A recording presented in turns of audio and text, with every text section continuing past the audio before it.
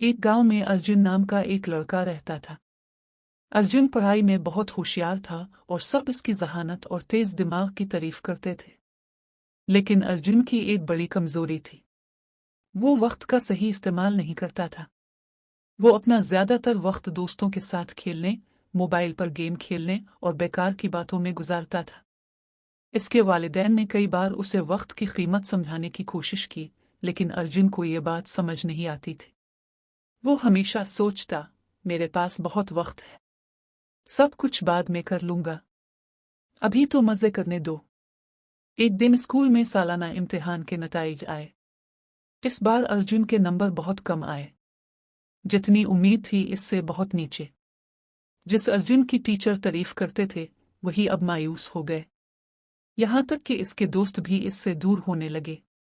घर लौटकर अर्जुन ने अपने वालिदैन को रिपोर्ट कार्ड देखते हुए मायूस देखा। अर्जुन को खुद पर गुस्सा आया, लेकिन इसे समझ नहीं आया कि अब आदत कैसे बदले। इस रात अर्जुन अपने दादाजी के पास गया, जो गांव के सबसे समझदार और मुअज़्ज़ज़ बुजुर्ग थे।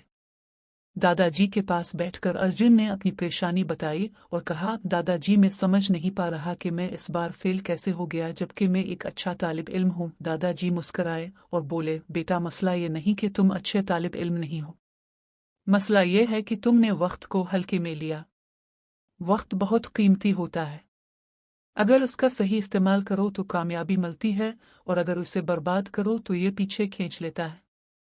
अर्जुन ने हैरानी से पूछा, लेकिन दादाजी वक्त तो हमेशा होता है ना, मैं बाद में भी सब कर सकता हूँ। दादाजी संजीदा होकर बोले, नहीं बेटा, वक्त नदी के बहते पानी जैसा है, जो बह गया वो कभी वापस नहीं आता।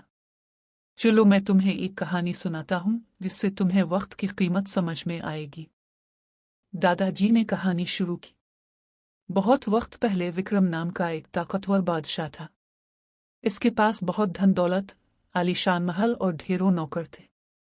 लेकिन ऐसे भी वक्त बर्बाद करने की आदत थी। वो देर से उठता, दरबार की जगह दोस्तों के साथ वक्त गुजारता और हर काम कल पर टाल देता। एक दिन एक साधु इसके दरबार में आया और बोला, और राजा जी, आपके पास सब कुछ है, लेकिन आप अपनी सबसे कीमती चीज वक्त को बर्बाद कर रहे हैं। अगर आपने इसे सही से नहीं अपनाया तो एक दिन आपको पछताना पड़ेगा।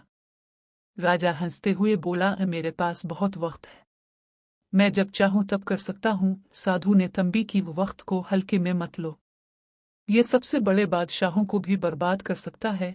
लेकिन राजा ने बात नहीं मानी। साल बीत गए, राजा बूढ़ा हो गया, इसकी सेहत बिगड़ गई, फौज हारने लगी और अवाम का एतमाद भी खो गया। तब राजा को समझ आया कि उसने अपना वक्त बेकार की चीजों में गंवा दिया। वो इस साधु को ढूंढने निकला, लेकिन वो कहीं नहीं मिला। अब राजा को पछतावा हुआ, लेकिन तब तक बहुत देर हो चुकी थी। उसने समझा कि असली खजाना तो वक्त है। ये कहानी सुनकर अर्जुन सोच में पड़ गया। इससे पहली बार महसूस हुआ कि उसने कितना कीमती वक्त बर्बाद कर दिया। उसने पूछा, दादाजी, क्या मैं अब भी अपनी जिंदगी बदल सकता हूँ? दादाजी मुस्कुराकर बोले, बिल्कुल बेटा, वक्त का पहिया कभी रुकता नहीं है। अगर आज से तुम वक्त का सही इस्तेमाल करना शुरू करो तो तुम्हें कामयाब होने से कोई नहीं रोक सकता। लेकिन याद रखना, जो काम आज कर सकते हो उसे कल पर मत डालो। इस दिन के बाद अर्जुन ने अहद किया कि वो वक्त का सही इस्तेमाल करेगा। इसने एक मामूल बनाया, हर काम के लिए वक्त तय किया। वो सुबह जल्दी उठने लगा, पढ़ाई पर ध्यान देने लगा और फजूल बातों से दूर रहने लगा। आहिस्ता आहिस्ता इसकी मेहनत के अच्छे नताइज आने लगे।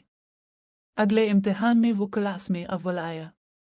फिर वो एक कामयाब कारोबारी बना और अपने तर्ज जिंदगी से सबको मुतासिर कर दिया।